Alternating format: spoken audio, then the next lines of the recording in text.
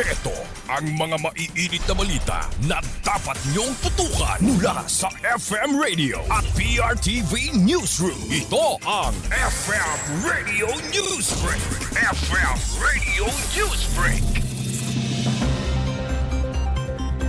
Magandang umaga mga ka-Vibes, narito na ang mga maiinit na balita para sa ating FM Radio Newsbreak. Aprobado na sa Komite ng Senado ang panukalang Anti-Political Dynasty Bill matapos lagdaan ng 12 senador ang committee report. Ayon kay Senate Deputy Majority Leader Rinsa Ontiveros, ipinagbabawal ng panukala ang pagtakbo o panunungkulan ng magkakamag-anak hanggang ikalawang antas tulad ng magulang, kapatid, asawa at anak. Kung may kapamilya ng kumakandidato o may hawak ng posisyon, bawal din ang sabay-sabay o sunod-sunod na paghawak ng pwesto ng magkakapamilya. Pinapayagan ang pagtakbo sa magkaibang antas ng posisyon gaya ng isa sa pambansa at isa naman sa lokal. Ngunit hindi sa party list kung may hawak ng pwesto ang kamag-anak. Bibigyan ng kapangyarihan ng COMELEC na ipatupad ang batas at mamagitan sakaling may alitan sa loob ng pamilya. Saklaw din ng panukala ang mga anak sa labas at mga nagsasama anuman ng civil status. Target ng mga may akda na maipatupad ito sa halalan sa 2028 at maipasa bilang batas bago matapos ang Marso. FM Radio Newsbreak. FM Radio Newsbreak.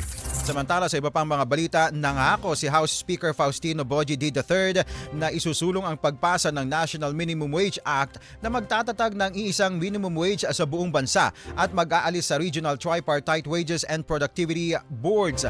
Ayon kay Kamanggagawa Party List Representative Elijah San Fernando, inihayag ito ng Speaker sa isang courtesy call kasama ilang mamabatas at mga lider ng malalaking grupo ng manggagawa.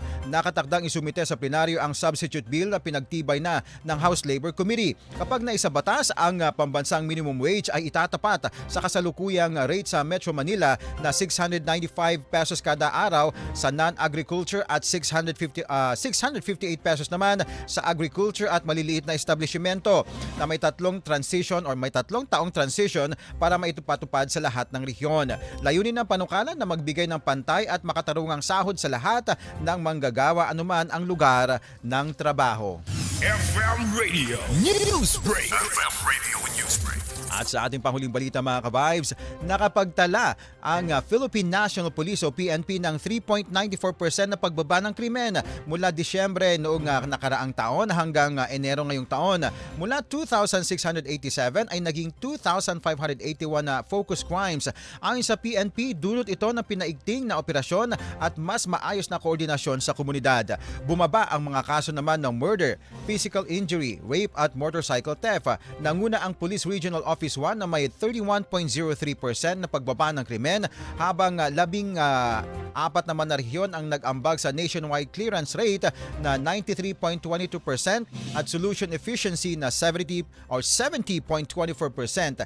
Pinakamataas ang National Capital Region Police Office sa pagbawas at paglutas naman ng mga kaso. At naitala rin ang mataas na clearance at solution rate sa mga kasong murder, physical injury, rape at theft. 7 kaso naman ng kidnapping ang nalutas na may 85.71% rate or efficiency rate.